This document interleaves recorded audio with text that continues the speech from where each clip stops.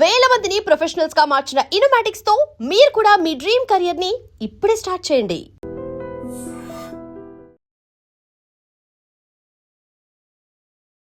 ప్రేక్షకులందరికీ నమస్కారం. ఈరోజు మనతో పాటు కామాఖ్య అమృత శోధన వ్యవస్థాపకులు, శ్రీ విద్య ఉపాసకురాలు వేణు శ్యామ మాతాజీ ఉన్నారు. మాట్లాడదాం. నమస్కారం అమ్మ. అమ్మ, కామాఖ్యాదేవిని పూజలు చేస్తే ఏ కోరికలైనా నెరవేరుతాయి అంటుంటారు. ఇది ఎంతవరకు నిజమమ్మ? అలాగే కామాఖ్యాదేవి గుడిలో బలిస్తారు అని అంటూ ఉంటారు. దీని గురించి కూడా మా ప్రేక్షకులకి వివరంగా చెప్తారా? కామాఖ్య అంటే అర్థం కామ ప్లస్ అఖ్య ఈజ్ ఈక్వల్ టు కామాఖ్య. కామ అంటే కోరిక అని అర్థం. అఖ్య అంటే తీర్చున్నది. కోరికలు ఎవరైనా తీరుస్తారో అదే కామాఖ్య. అంటే అక్కడికి వెళ్తే కోరికలు తీర్చడం అంటే అర్థం ఏమిటి? ఇప్పుడు సపోజ్ కోరికలు తీరడం అంటే అర్థం ఏమిటి? ఏమిటి అంటే మనం ఇప్పుడు ఒక కారు కొనుక్కున్నాం అనుకోండి, కోరిక తీరింది అనిపిస్తుంది, కానీ వెంటనే ఇల్లు కట్టుకోవాలనిపిస్తుందా లేదా? ఆ తర్వాత ఇల్లు కట్టుకున్నాక ఆగుతున్నాం, అందులో సోఫాలు కావాలనిపిస్తుంది, మళ్ళీ టీవీ కావాలనిపిస్తుంది, అంటే అన్నీ అంటే ఒకదాని తర్వాత ఒకటి కోరికలు వస్తున్నాయి. మరి తీరడం అంటే అర్థం ఏమిటి? ఒకసారి ఒకటి అయిపోయింది అనుకో, ఇంక మళ్ళీ మనకి ఇంకేం కావాలనిపించకూడదు. ఆ కావాలనిపించిన ఫుల్ఫిల్మెంట్ ఏదైతే ఉందో అది ఇచ్చేదే కామాఖ్య. అంటే కోరికలు తీరడం అంటే అర్థం ఏమిటి? నాకు ఇంకేం వద్దనిపించడం అంతే. అంటే ఆ ఫుల్ఫిల్మెంట్ గుండెకి ఎప్పుడు ఉండాలి? ఆ ఫుల్ఫిల్మెంట్. అది ఎప్పుడు వస్తుంది అని అంటే మనకి అంటూ ఒక డెస్టినీ ఉన్నప్పుడు, దాన్ని మనం రీచ్ అవ్వగలిగినప్పుడు. అందుకని కామాఖ్య అంటే అమ్మవారి యొక్క యోనిపీఠం. యోనిపీఠం అంటే మూలాధార, స్వాదిష్టాన చక్రాలు. అదే లలితా సహస్రానికి వచ్చేసరికి శక్తి కూటము అని పిలుస్తారు. మనం ఒకసారి చూసుకుంటే మన యోని స్థానం నుంచే శక్తి మొత్తం బాడీ అంతటికీ వస్తుంది. ఇప్పుడు ఆవిడకి పూజ చేస్తే ఏమొస్తుంది అంటే అక్కడ ఎనర్జీ, అంటే మూలాధారంలో ఉన్న ఎనర్జీ ఏమిటి అంటే మనకి డౌట్లు ఉంటాయి. ఈ డౌట్లు ఎప్పుడైతే క్లియర్ అయిపోయాయో మనం ప్రశ్నించుకోవడం మొదలు పెడతాం. ఆ ప్రశ్నల నుంచే మనలో ఎంత అద్భుతం ఉందో మనం ఆవిష్కరించగలుగుతాం. దానికి ఎగ్జాంపుల్ కూడా ఏం లేదు. ఏమిటి అంటే ఇంట్లో వేడి నీళ్ళు మరుగుతున్నాయి, మనం అందరం చూస్తూనే ఉంటాం ప్రతిరోజు వేడి నీళ్ళు మరగడాన్ని. మన తాత చూశారు, మన మా అమ్మ చూశారు, మన అమ్మమ్మలు చూశారు, మొత్తం ముసలివాళ్ళు మన జనరేషన్స్ అన్నీ చూస్తున్నాయి. వేడి నీళ్ళు కాచడం అన్నది ఏం కొత్త ఉండండి, ఏమీ లేదు. కానీ మనకి ఎప్పుడూ రాని క్వశ్చన్ ఒక ఆయనకు వచ్చిందిట. ఏంటి అంటే వీళ్ళు ఎప్పుడు వేడి నీళ్ళు కాస్తున్నారు, ఆ బాయిల్ అవుతున్న వాటర్ మీద పెట్టిన మూతని మాత్రం అలాగే ఉంచుతున్నారు ఎందుకు? అంటే నీళ్ళు మరగడం మొదలు పెట్టేసరికి మన పూర్వం జనరేషన్స్ నుంచి ఈ జనరేషన్ వరకు ప్రతి ఒక్కళ్ళు ఆ పైన మూతను ఏం చేస్తారు? కొంచెం కదుపుతారు. ఎందుకు కదుపుతున్నారు అని డౌట్ వచ్చింది ఆయనకి. డౌట్ వచ్చి ఏం చేశారట, దాని మీదే ఉంచితే ఏమవుతుందో అనుకుని ఉంచారట. ఉంచేసరికి ఏమైంది? అది కింద పడడం మొదలు పెట్టింట.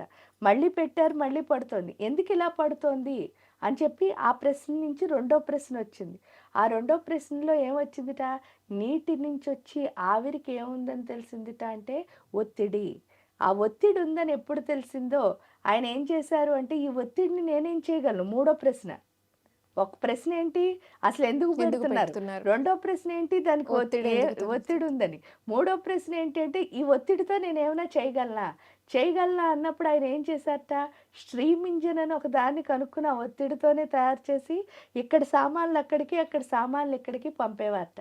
పంపిన తర్వాత కొన్ని రోజులు కనిపించిందిట, ఇంతమంది నడిచి వెళ్తున్నారు, వీళ్ళందరికీ నేను ఒక తావు చూపించినట్టు అవుతుంది కదా అని చెప్పి ఆ స్ట్రీమ్ ఇంజిన్ నుంచే ఈరోజు ట్రైన్స్ వచ్చాయి.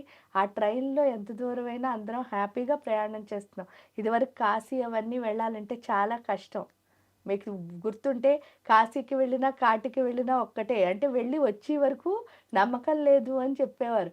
అలాంటిది ఈరోజు ఒక 38 గంటల్లో కాశీ వెళ్ళిపోతున్నాం.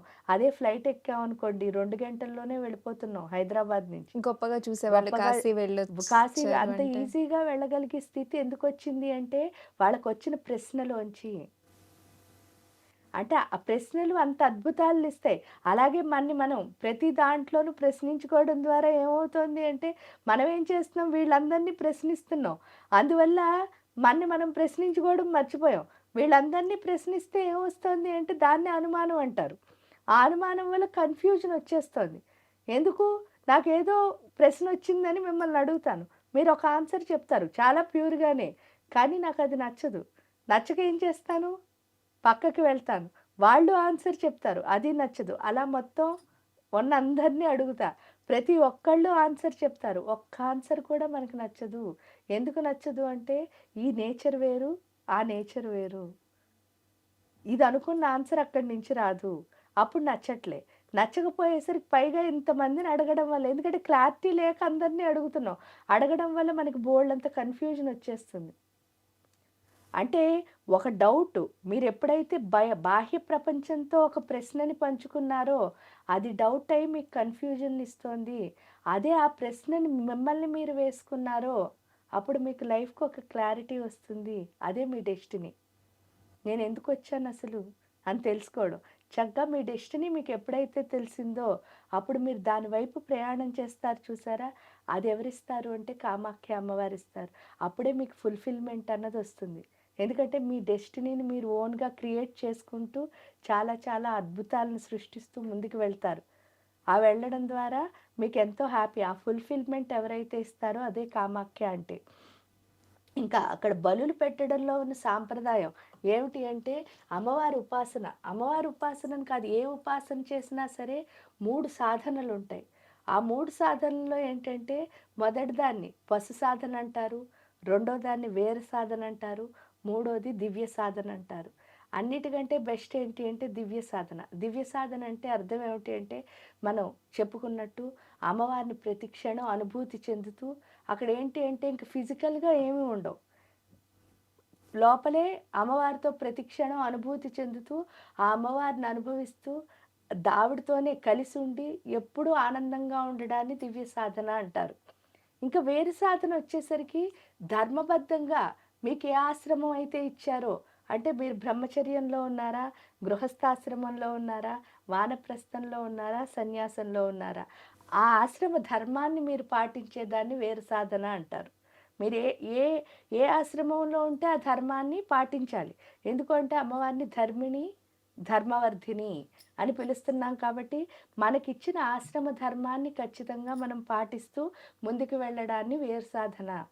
ఇంకా పశు సాధన అంటే ఏంటి అంటే, ఈ విధంగా ఏంటంటే ఫిజికల్‌గా అన్నీ పెట్టి చేయడాన్ని. ఏంటి అంటే బలివ్వడం అంటే కూడా చాలామంది అనుకునేది ఏమిటి అంటే, అక్కడికి వెళ్ళి ఓ మేకని తీయడం కానీ, లేదా ఒక ఎద్దుని తీయడం కానీ, ఒక పావురాన్ని, లేతే కోష్మాండ బలి అని చెప్పేసి మనం ఏంటి అంటే గుమ్మడికాయని, లేదా ఇక్షుకండ బలి అని చెప్పి చెరుకు ముక్కని, వీటిని బలులు అని అనుకుంటారు. ఇప్పుడు బలి అంటే అర్థం ఏమిటి? ఒక ప్రాణాన్ని ఒక ప్రాణాన్ని తీయడము అని మనం అనుకుంటున్నాం. కానీ చెట్టు నుంచి పువ్వుని కోసి దేవుడికి పెట్టడం కూడా బలేనా కాదా? ఎందుకంటే పువ్వుకి ప్రాణం ఉంది కదా!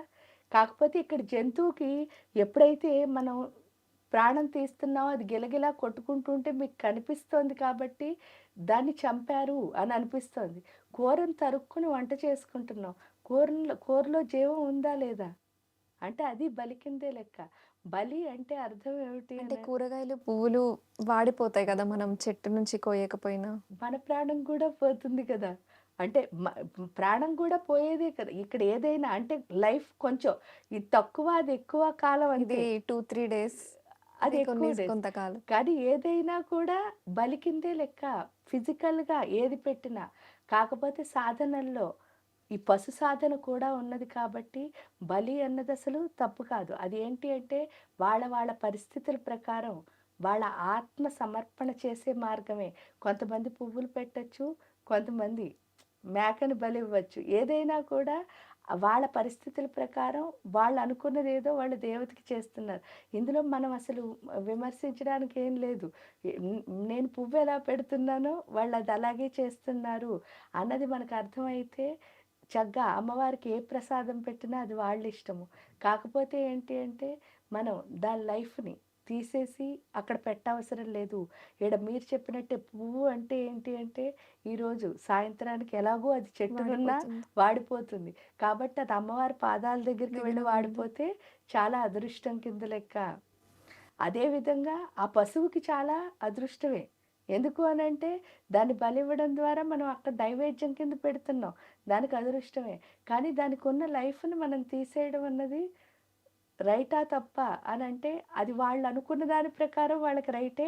ఆ సాధన కూడా శాస్త్రంలో ఉంది కాబట్టి దాన్ని విమర్శించడానికి మనకి హక్కు లేదు. ఎట్ ది సేమ్ టైమ్ మనకి పెట్టాలనిపించకపోతే అసలు పెట్టవసరం లేదు. కాకపోతే అక్ నా వరకు అంటే ఎప్పుడైనా సరే దేవతని ఎలా పిలిస్తే అలాగే వస్తుంది. ఇప్పుడు ఒకళ్ళని ఆ జీవిని చంపి మనం ఆవిడకి బలిచ్చి మళ్ళీ మనం వెనక్కి తీసుకోవడం అంటే తమో గుణాన్నే కదా ఇస్తున్నాం. అప్పుడు అమ్మవారు మన దగ్గరికి ఎలా వస్తుంది అంటే తమో గుణ ప్రధానంగానే వస్తుంది. అందువల్ల సత్వగుణంతో అమ్మొస్తే హాయిగా ఉండగలుగుతాం. తమో గుణంతో అమ్మొస్తే మనకి ఆనందం అంటే అక్కడ కేవలం కోరికలు తీరాలి అనుకున్న వాళ్ళే బలిస్తారా అమ్మ? అంటే వాళ్ళు మొక్కుకుంటారు కదమ్మా! ఆ హ్మ్. ప్రకారం వాళ్ళు అమ్మవారికి మామూలుగా మొక్కుకొని అంటే బలి ఇవ్వకుండా మొక్కుకోవడం కుదరదా? జరుగుతుంది. హ్మ్. మనం అందరం వెళ్తున్నాంగా. వెళ్ళి చక్కగా దండం పెట్టుకొని వస్తున్నాం కదా! అమ్మని మనం ఎలా పిలిస్తే అలాగే వస్తుంది కదా! ఎందుకంటే హ్మ్. సర్వస్వరూపే సర్వేసే సర్వశక్తి సమన్వితే. ఇప్పుడు చూడండి రాముడున్నాడు. మీకు సపోజ్ రాముడంటే ఇష్టం అనుకో. నాకు కృష్ణుడంటే ఇష్టం అనుకో. వాళ్ళకి లలిత అంటే ఇష్టం అనుకో. ఆయనకి శివుడంటే ఇష్టం. ఇలా ఎవరి ఇష్టం ప్రకారం ఎలా వస్తోంది ఇన్ని ఇష్టాలసలు? మరి దేవుడంతా ఒక్కటే కదా! ఒక్కటే అయినప్పుడు మనకెందుకు ఇన్ని ఇష్టాలున్నాయి అనంటే, నా నా పరిస్థితి ప్రకారం నేనెలా ఉన్నానో నాకలాంటి ఫార్మ్ నచ్చుతోంది. మనం ఎలా అయితే వివిధంగా ఉన్నామో, అలాగే వివిధ రూపాల్లో మనం దేవుణ్ణి కొలుస్తున్నాం. అదే విధంగా ఇప్పుడు మనం ఎలా కొలుస్తున్నామంటే హాయిగా నమస్కారం చేసుకొని వచ్చి అమ్మని, అమ్మలారా నన్ను ప్రేమించు, నీ ఒళ్ళో నన్నుంచుకో అలా కోరుకుంటున్నాం. కొంతమంది అలా వాళ్ళ నా కోరిక తీరాలంటే ఇదే చెయ్యాలేమో అనుకుని ఆ విధంగా అలా బలిస్తేనే అమ్మవారు కరుణిస్తుందేమో అనుకునే వాళ్ళు అలా అనుకుంటున్నారు. ఇప్పుడు చూడండి ఒక దీపం ఇలాగే ఒత్తి పెట్టాలి అని అనుకుని అలాగే ఒత్తి పెట్టేవాళ్ళు ఉన్నారు. ఎలా పెట్టినా పర్వాలేదు మనస్ఫూర్తిగా పెడితే చాలు అని పూజ చేసేవాళ్ళు కూడా ఉన్నారు. అంటే ఇద్దరికీ ఏ విధంగా అయితే తారతమ్యం ఉందో ఇక్కడ కూడా అంతే తారతమ్యం. కానీ ఎవరి వేలో వాళ్ళది రైటే. అలా అని మనం అవసరం లేదు. అంటే అమ్మవారికి అలా పెడితేనే మనకు కరుణిస్తుంది కాదు. ఎలా వెళ్ళినా సరే మనం అర్పించాల్సింది ఒక్కటే. అది మనస్సు. భక్తి. అందుకే అన్నిటికంటే బెస్ట్ సాధన దివ్య సాధన అని చెప్పా. మనం పూర్తి శరణాగతితో మనం కనుక అర్పించుకుంటే అంతకంటే గొప్ప సాధన ఇంకేం లేదు. ఆవిడకి అసలేం పెట్టక్కర్లేదు ఎందుకు అంటే పత్రం, పుష్పం, ఫలం, తోయం. నువ్వేమి అసలైనా ఏమిస్తావు ఆవిడకి? ఎందుకేమిస్తావని అడుగుతున్నానంటే, ఈ సృష్టిలో ఆవిడ క్రియేషన్ కానిది ఏదైనా కొత్తదుందా? నేను అన్న పదార్థంతో సహా, నా లోపలున్న ప్రాణంతో సహా అన్నీ ఆవిడ సృష్టించినవే. ఇంక నేను కొత్తగా ఆవిడకేమిస్తాను? ఆవిడిచ్చినవి ఆవిడకివ్వడం తప్ప అదేం గొప్పతనం కాదు కదా! మీరు నాకేదో ఇచ్చారు. అది మళ్ళీ నేను మీకు తిరిగి ఇచ్చేసాననుకోండి అది గొప్పా? కాదు కదా! అదేం గొప్ప కాదు కదా! అలాంటప్పుడు మనం ఏదిచ్చినా సరే ఆవిడిచ్చిందే ఆవిడిచ్చింది. ఆవిడకిస్తున్నాం. కాబట్టి మనం ఇప్పటికైనా ఏం తెలుసుకోవాలి అంటే, నాకిది కావాలి, అది కావాలని అసలు అడగొద్దు. నువ్వేమిచ్చినా నేనది తీసుకోవడానికి రెడీగా ఎందుకుండాలంటే, ఇప్పటికి మనకిచ్చినవే చాలా ఎక్కువ. ఆ ఇచ్చినవన్నీ మనం వాడుకుంటే సరిపోతుంది. అది వాడుకోవాలన్నా ఆవిడేమిస్తోందో మనం అర్థం చేసుకోవాలి. నిజంగా దీవించేవాళ్ళు కూడా చాలామంది మీరు చూస్తే మనోవాంఛ ఫలసిద్ధిరస్తు అని చాలామంది దీవిస్తారు. కానీ కరెక్ట్‌గా ఉపాసన చేసేవాళ్ళైతే ఎప్పుడూ అలా దీవించరు. అమ్మవారు ఇవ్వాలనుకుందో అది తీసుకో అని చెప్పి దీవిస్తారు. ఎందుకు అంటే ఎప్పుడైనా మీకంటే బెస్ట్ మీ అమ్మా నాన్నకే తెలుసు మీకేం కావాలో. మీరిది కావాలనుకున్నా అది బెస్ట్ కాదు. ఎందుకంటే మన అమ్మా, నాన్న మన గురించి చాలా ఎక్కువ ఆలోచిస్తారు. అలాంటిది జగన్మాత. అంటే ఈ జీవి ఎప్పుడు మొదలవుతుందో, ఎప్పుడు ఎండ్ అవుతుందో అప్పటి వరకు ఆ మనతో తల్లి కింద ఆవిడే కంటిన్యూ అవుతుంది. అలాంటి తల్లికి మనకేం కావాలో మనకంటే బెస్ట్‌గా తెలుసు. మనం చేయాల్సింది ఏంటి అంటే ఆవిడిచ్చిన దాన్ని యాక్సెప్ట్ చేయడమే. యాక్సెప్ట్ చేయడం. మనమేమి ఇవ్వక్కర్లేదు నిజం చెప్తే. ఎందుకంటే ఇవ్వడానికి కూడా ఏం లేదు. అన్నీ ఆవిడిచ్చినవే. కాబట్టి జస్ట్ ఆవిడిచ్చింది తీసుకోగలిగే శక్తొస్తే చాలు. అది మనకి లేదు. ఎందుకు అంటే యాక్సెప్ట్ చేయలేక ఇంకోటేదో కావాలని అడుగుతూ ఉంటాం. మనకు తెలుసు మళ్ళీ. ఆవిడిచ్చింది మనం తీసుకున్న దానికంటే బెస్ట్‌దొస్తుంది అని. ఎందుకు అంటే ఆవిడ దగ్గరున్న దాన్ని మేరు పర్వతం అని పిలుస్తారు. మేరు పర్వతం అంటే బంగారు కొండ అని అర్థం. బంగారు కొండలో ఏంటంటే ఆ కొండ అంతా మనకి ఇచ్చేద్దామని ఆవిడ కూర్చుంది. ఆ కొండ అంతా మనకి ఇచ్చేద్దామని కూర్చుంటే మనం ఏం చేస్తాం అంటే వెళ్ళి ప్రతిసారి నాకు ఉద్యోగం కావాలి అంటే ఒక గ్రామ్ గోల్డ్ తెచ్చుకుంటున్నాం. నాకు పెళ్లి కావాలి అంటే కొండంతా మనదే కొండంతా అయ్యుండి కూడా మనకు అది తెలియక అజ్ఞానంతో చిన్ని చిన్ని ముక్కలు తెచ్చుకుంటున్నాం. అందువల్ల ఆ తెలివి తక్కువ అజ్ఞానం పోతే చాలు. అందుకే లలితాదేవి ఎందుకు పుట్టిందని చెప్తారంటే బండాసురుడిని వధించడానికి. బండాసురుడు అంటే ఏంటి అంటే మనలో ఉన్న మందబుద్ధి, తెలివి తక్కువతనం. ఆ తెలివి తక్కువతనం ఎప్పుడు పోయిందో అప్పుడు జ్ఞానంతో అమ్మిచ్చింది మాత్రం స్వీకరించగలుగుతాం. అప్పటి వరకు ఏంటి అంటే ఇలా మనం ఏదో ఇస్తున్నాం అనుకుంటూ మనకు తోచింది మనం ఇచ్చుకుంటూ వెళ్ళిపోతాం అంతే. కాబట్టి ఏమి ఇవ్వకపోయినా పర్వాలేదు అమ్మకి. జస్ట్ మనం ప్రేమిస్తే చాలు. రెండోది చేయకూడనిది ఒకటుంది. అదేమిటి అంటే వ్యాపారం. జనరల్‌గా మనం వ్యాపారం చేస్తాం దేవుడితో. ఏంటి అంటే, అమ్మ నేను ఈ పూజ చేస్తాను. నాకిది కావాలి. అది వ్యాపారమే కదా! అంతేనా? నువ్వు ఈ కోరిక తీర్చు నీ దగ్గరికి నీ వస్తాను. దగ్గరికొస్తాను. అది వ్యాపారమే కదా! నేను నీకిది ఇస్తాను. నువ్వు నాకు ఈ పని చేసి పెట్టు. అది వ్యాపారమే కదా! ఎప్పుడైనా తల్లితో వ్యాపారం చేయాలా? ప్రేమించాలా? ప్రేమించాలి. కాబట్టి ప్రేమిస్తే చాలు అమ్మ మనతోనే ఉంటుంది. ఇక్కడ కావాల్సింది ప్రేమ, శరణాగతి, భక్తి. అంతే. ఈ 3 ఉంటే చాలు ఆ దేవత మనతోనే ఉంటుంది. అమ్మ దయ ఉంటే అన్నీ ఉన్నట్లే అని అంటారు కదా! అమ్మ ఉంటే చాలు. ఏంటి అంటే బీరువా మీ దగ్గరుంది. లాకర్ మీ దగ్గరుంది. తాళాలు మీ దగ్గరుంటాయి. అప్పుడు హాయిగా లోపల తాళం తీసుకోవడం ఈజీ కదా! అదే అమ్మంటే. కాబట్టి అది మనం నిలబెట్టుకోవాలా? లేకపోతే ఇది ఇస్తేనే అదొస్తుంది అనుకుంటే నిజంగా మనలాంటిదా అమ్మ అని కాదు కదా! ఎందుకంటే ఆవిడ చాలా గ్రేట్. కాబట్టి ఆవిడకి ఏమీ ఇవ్వక్కర్లే. జస్ట్ మనం ప్రేమిస్తే చాలు. ధన్యవాదాలమ్మా.